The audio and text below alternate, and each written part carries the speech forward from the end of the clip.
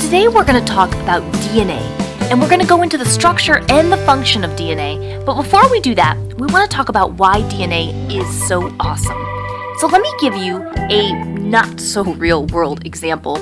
If you've ever seen the movie Jurassic Park, you know it has the storyline where some scientists find a mosquito trapped in amber. Now, the idea is this mosquito had once fed on a dinosaur, so it had dinosaur blood inside it. The idea being that it had a molecule then that was in this blood known as DNA, and they used the DNA to clone and create dinosaurs. Now, there are some unrealistic things in this, but the idea of cloning is not unrealistic because actually it can and does occur. Say, for example, you wanted to clone an iguana. I don't know why I picked iguana. I think I just like the name iguana. Well, if you wanted to clone an iguana, you would need to have a reptile egg cell. You would need to take the DNA out of that reptile egg cell. And then you would need to put the DNA of the iguana into that reptile egg cell. So basically, you took the DNA out, you made it kind of like an empty slate, and you put the organism you wanted to clone, the iguana, you put its DNA inside that egg cell. That egg cell is basically now programmed to develop into that iguana, that organism. It would need to be implanted somewhere so that it can develop. Now, keep in mind that it still would hatch into a baby iguana, but over time, that iguana would develop, and there'd be some environmental conditions that might make it look slightly different than the original because the environment can affect how the organism will look and also how genes function. But the iguana would be a clone, an identical copy, because the genetic material, that DNA, would be the same. There are a lot of ethical debates with cloning, or really any biology topic that involves DNA, because DNA is the most important molecule with life. It controls all of your traits. Your cells can't function without it. How tall you are, what color your eyes are, what color your hair is, or even if you're at risk for certain diseases like heart disease or cancer. Some of that can be found in the DNA. Your DNA is just incredibly important. One thing, too, that students sometimes don't understand is that all of the cells in your body, every single cell, has your entire DNA code, each of them. So, if you've ever watched those shows, CSI... But if you keep working at it, keep digging, and keep testing more people with DNA, chances are you can make breakthroughs in the future that was hard to see that you were going to get there when you start. And that's a little bit of what we had with the Dalrita, okay? Because not so much in Ireland, but if we go over and look in Scotland, there's some very active people doing DNA research in Scotland, and they believe they've identified a marker that's present in all the surnames descended from Kenneth MacAlpin, King of Alba. Okay, he led some Irish Scots in 839 in a three-way battle with the Picts and the Norse. So if it was a three-way battle, clearly, they weren't feeling that friendly at that time. And the outcome of the battle was that they ended up dominating the Picts and it formed the modern kingdom of Scotland, and a lot of people consider him kind of the first king of the Scots. Well, if you look at the old annals, he's descended from the Dalrita. So the DNA evidence suggests that many of these surnames linked to him have been identified with the CTS11722 marker. Some surnames like McGregor, McCrae, Campbell, Buchanan, McKinnon, McPhee, McQuarrie.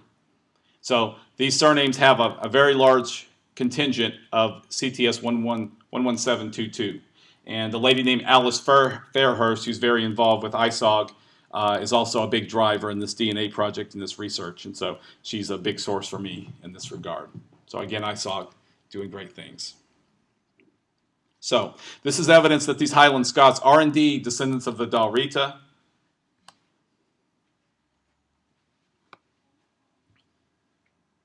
So there what we had was we sort of found a pedigree outside of Ireland and a marker. So if you go back to look at the Macaulays, okay, the second one from the bottom, Scottish modal, CTS11722, that 14%, those are going to be the Macaulays that are Dalrita. So we actually have figured it out. But we had to kind of find an external reference to do it. Okay. Now let's talk about Connacht and the Hymani. The original Connacht tribe from the Annals were descended from Con of the 100 Battles and two of Niall and Nine Hostages' brothers who became overlords of the Fairbolg peoples of Western Ireland. Again, this is the story the Annals tell us. They say that population pressure in Ulster inspired Manny More to reconquer and occupy southern Connacht in the 4th century, established the kingdom of Hymani that lasted 1,000 years, and it was concentrated around the Shannon River Valley in East Galway, the Roscommon area. Okay, so in the Annals, the tree that they give us shows Con of the 100 Battles. The identification of Manny Moore's father is a bit contentious. Scholars have disagreed. The most well-known cases think he was part of Clan Cola, that he was the son of Domhnall. Others think he was the son of another man named Domhnall who was actually part of the O'Neill. And so there's several characters named Manny at roughly the same point in time in the history. So that's where there's conflict even within the Annals. But anyway, if you follow on down through the Middle Ages, the kingdom of Hymani leads to a number of surnames, such as these at the bottom: O'Connor, O'Kelly, Egan, Madden, and Larkin. These are well recognized as having concentrations there in the Shannon River Valley. Let's look at the O'Connors. There's 6 sets of O'Connors cited in the Annals. The O'Connor of Connacht, of course, was a very legendary one because the High King at the time of the Norman invasion was Rory O'Connor. And although he also did some controversial stuff, so some of the monks that wrote the Annals thought it was appropriate that his paternal line dotted out there around the 13th century. Be that as it may, of course, there are still lots of O'Connors around. But the O'Connor DNA Project has not been able to link any particular DNA samples to the sets that are listed in the Annals. Okay? So that's pretty typical. You got to go out and you got to gather a lot of samples from that area, people with deep roots, to start putting the puzzle together. And until you get those samples here in Ireland, it's hard to do. And that's why you all coming here and encouraging people to get tested is very important to all this. As just a note of trivia, it is interesting. The one Galway man they have is IM223, which also would be consistent with those sparings of those early European ancestors. But with only a small data point, we can't draw any big conclusions. Okay. Now, the O'Kellys, on the other hand, have a very well-developed DNA project with quite a bit of sampling. The largest group from Hymani are close to the M222, but they're actually negative for that. But they have a marker that's just upstream of it called Z2961. It's been discovered here just in the last year or two. And the other thing the O'Kellys have is they have a pretty good pedigree back to William Boy O'Kelly, who died in 1381, but he was a documented Gaelic chief of Hymani. And they have pretty good pedigrees down from there. So they kind of give us a route to say, okay, at least at this point in time, the king of Hymani, who is reputed to be a descendant of Manny More, was Z2961. So other Kelly Project members in that area, though, have both M222 and don't have M222. So let's look at some of those other surnames that are supposed to be affiliated with Hymani. Egan and Larkin are 2, okay? So Egan and Larkin, we both have well-developed DNA projects. We have kind of rooted in that area, but we weren't chiefs or kings. We tended to be recognized as Aranas or Brehons. And our DNA projects are overwhelmingly M222. Other names that come to us from the Annals, like Madden, Mooney, Mullally, don't have really enough samples linked to that area. So if we put it together and look at kind of the picture of Hymani DNA right now, you can see the Kellys have a mix, 39% with M222 and 34% with 2961. Larkin's M222, Egan's 44%. If you look in the third column, pointing. If you look, so up here, you have a mix, M222, M22 overwhelmingly. There's really no clan Cola, right? And we know that this line here is the William Boy O'Kelly line. So what I'm going to say that this tells us is that for those, because there are people who are skeptical that Con of the 100 Battles even existed. Okay, there's somebody that we might call Con of the RZ2961, who is a common ancestor for all these people in Connacht, because these two markers are right next to each other on the tree. So in this case, I would say this is a little bit of a correction to the tree on the annals, where Khan of the Hundred Battles certainly was Z2961. Nile of the Nine Hostages is one of his descendants. Manny Moore is a descendant through some lines that are disputed. Somewhere in there, the M222 mutation occurs. The people that came with Manny Moore to Connaught and reconquered it were probably a mix of both of these. And so in different proportions, they flowed down into these modern surnames. So it's a case where you have some mixture, a close mutation, and overall, by and large, the annals are right with a little tweaking. Because again, Clan Cola is not involved here. So, turning now to the south to Munster, Oganakta, Brian Boru, and the Dalgash. Oganakta were kings of Munster. They are said to be descended from Ailill Olum, and the kingship alternated between lineages of sons, seated generally at Cashel.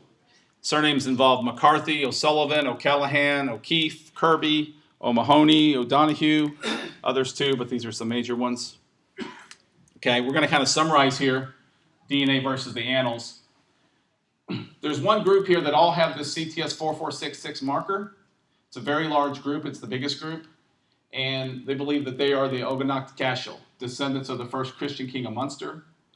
And if you look at some of these names, O'Sullivan, O'Keefe, O'Donoghue's, over 50% of those DNA projects have that marker. So all the projects are mixed to some degree, but that's a pretty strong signal. Okay, O'Mahony's also have a lot with 30%. McCarthy, that we kind of would have expected, not quite as much, and O'Callahan's not as much. So that's a little strange. But there was another king that they think was the parent of some of these lineages, Carthar, king of Ogonak Cashel, 1045, and he had a different marker with L362, and that matches the O'Callahans pretty well, 12% of their project, and a good chunk of the McCarthys that he called McCarthy. And a lot of this information came from Nigel McCarthy, who presented here last year. He's not here this year, but he helped me out quite a bit with this beforehand. So overall, there is a lot of DNA evidence of a common origin of the Oganakta in the annals. It's well supported with the caveat that there are multiple McCarthy lineages. This is just a little map of some of the participants that have the CTS 4466 marker. Now, one of our favorites, Brian Boru and the Dalgash. As we said, Catherine Swift's going to give a whole presentation on this, so I'm trying to keep it to one or two slides. But Brian was born along the Shannon River in County Clare, not too far from Limerick. He was king of the Dalgash and then became High King of Ireland.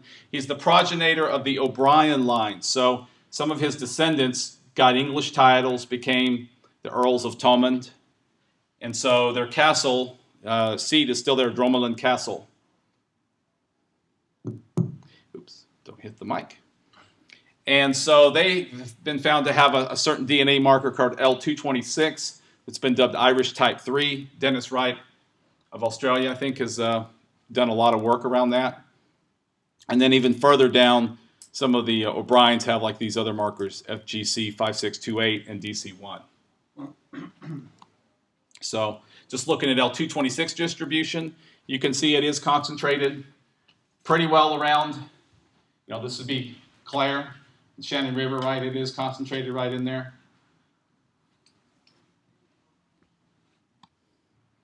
And I wanted to do an analysis of L226 versus the annals by some particular surnames. So the annals tell us they associate certain surnames in this area with being Dalgash. So I wanted to look at some of those surnames and see what kind of correlations we saw. So for the O'Briens, O'Briens make up 13% of this DNA project, RL226. So that's quite a lot. But I also turned around and say, of the surname project, how many of them are L226? Well, it's quite a lot. 19% of their surname project have that signature. So, in other words, of the ones we've sampled, 20% of them, 1/5, are probably descendants of Brian Boru. Could you take that outside, please? Okay? Let's look at another surname, Kennedy. 6% of the L226, but only 6% of the surname project have that same marker. So, hard to say. One thing I think that happens with the Kennedy surname is it gets very popular after President John F. Kennedy. And you see, if you look in the actual records, you see people from other places adopting the Kennedy surname. So I think that's maybe distorting that one a little bit, because everybody wanted to be a Kennedy. So let's look at another name, though, Casey. Makes up 4% of the L226 cadre, so it's not a big family. There's not a whole bunch of them. They didn't, dominate miles and miles of Tipperary or Munster. But if you look within their surname, 50% of them have that L226 marker. So there's a lot of cohesion there, a lot of genetic similarity. And same thing on down. Hogan is a surname that I have in my ancestry. It's kind of a small part of the L226 project, but a very high percentage of Hogans have this marker. So again, it's telling us that, that most of these people with this name are descended from that group. Certainly a big chunk. McGrath also pretty good with 23%. So those are the names that I could find some pretty good data on. There are other Dogoff surnames like Cashin, Quinn that just don't have enough samples. So, you can help us. Let's get more samples in, more people tested, and we'll go from there. Okay, Leinster. Two kind of big groups out of the annals. The Kinsella with Ina Kinsella, contemporary of Niall of the Nine Hostages, and the Udanlang, who were said to be cousins. Those people split into three groups in the 8th century, known as what became the O'Toole surname, another that became the Fitzdermott and the Larkin surname, and the O'Phelan that became the O'Byrne surname. So, looking at the DNA, a lot of these groups are not well sampled. I have Kinsella's as well, and there's not a DNA project, and there's hardly any samples taken. Murphy, there's no meaningful assembly of Leinster DNA, meaning, can we have 5 men named Murphy whose geography we know comes from Leinster? I've not seen any data like that, so that's what we need to kind of start drawing conclusions. Same thing for McDermott. I don't see a good assembly of Leinster DNA. O'Byrne, though, we do have a good sample. Paul Burns, who's doing a presentation here, has done a real good job of pulling that together, and he's identified a marker, ZZ10, Z255, as a couple of markers that set this lineage out. In my own work on Larkins, I've also identified a similar set of markers, ZZ10, I should say, and Z253. And they're negative for that L226 marker that we saw in the Dogosh. So, in getting ready for this, I went back and looked at the analytic pedigrees with Paul's help, and I came to the conclusion that King Larkin MacPhelan, who died in Dublin in 941, he was in the annals. He was probably an 8th cousin to Brian McMurda, who was the O'Byrne progenitor of the surname. So that's about the level of DNA match that we see here, and the DNA is supporting the analytic pedigrees. Okay, not to be left out, the Normans. About 1.5% of the population of Ireland have surnames associated with the Normans. Burke, Fitzgerald, Power, Barry, Roach, Butler, Grace, Cusack, Dillon. We're going to talk about the 3 most powerful dynasties, Butler, Burke, and Fitzgerald. Lords Butler were descended from a Norman family that came to Ireland with King Henry II about 1171. They had very large holdings.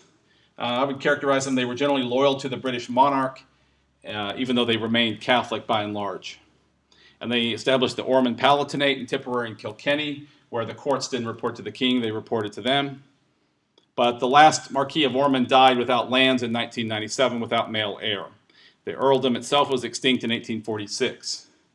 But there's an English estate that remains with the 18th Viscount Mountgarrett, who's believed to be a patrilineal descendant of this first Lord Butler.